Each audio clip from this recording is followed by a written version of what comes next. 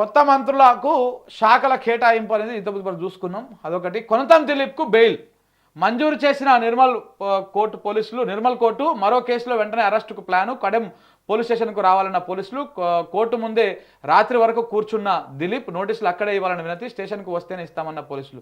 పెద్ద హైడ్రామా నడుస్తూ ఉంది పోలీసు వాళ్ళది.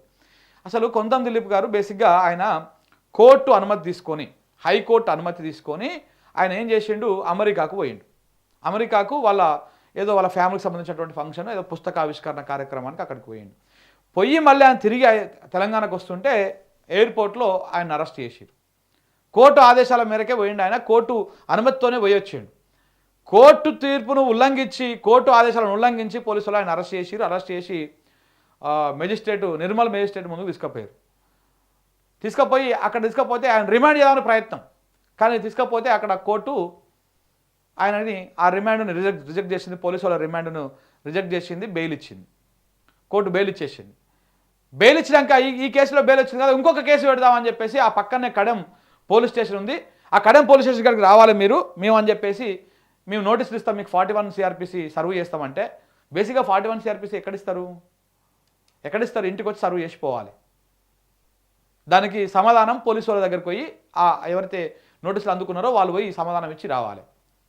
మీరు రండి తీసుకొని పోండి అక్కడ కూడా అరెస్ట్ చేసి మళ్ళీ అక్కడ నుంచి రిమాండ్ చేయాలన్నటువంటి ప్రయత్నం. ఎందుకు రేవంత్ రెడ్డి గారికి ఎందుకు అంత ఫోకస్ పెట్టిండు? దేనికోసం అంత ఫోకస్ పెట్టిండు?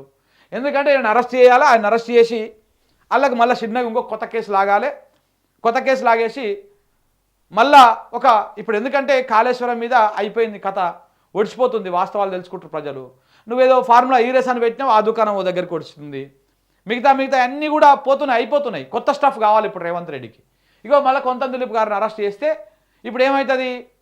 ఆయనను పట్టుకొని ఇంకొక కేసు, ఈయన వెనకాల కేసు కేటీఆర్ ఉన్నాడని, లేకపోతే హరీష్ రావు ఉన్నాడని, బీఆర్ఎస్ ఉన్నదని, ఇంకో ఇట్టి ఉన్నారని, ఈ రకంగా ఉన్నదని మళ్ళీ ఒక స్టోరీ, మళ్ళీ ఒక వారం 10 రోజులు ఈ వ్యవహారం నడుస్తుంది. దాని మీద నెలల తరబడి ఆయన రిమాండ్ చేస్తే నెలల తరబడి వార్తలు రాసుకోవడానికి ఉంటుంది అవకాశం. ఇప్పటికే రాసిరు కదా, తెలంగాణ డిజిటల్ మీడియాలో చాలా అవకతవకలు జరిగినాయి, అవైనా ఇవైనా అని చెప్పేసి అవన్నిటి అంశాల మీద చర్చ అవుతుంది అన్నమాట. అందుకే కావాలి కాబట్టి ఇప్పుడు కాళేశ్వరం అయిపోయింది, ఇవన్నీ అయిపోయింది, ఇప్పుడు ఇంకో కొత్త దుకాణం మొదలుపెట్టారు.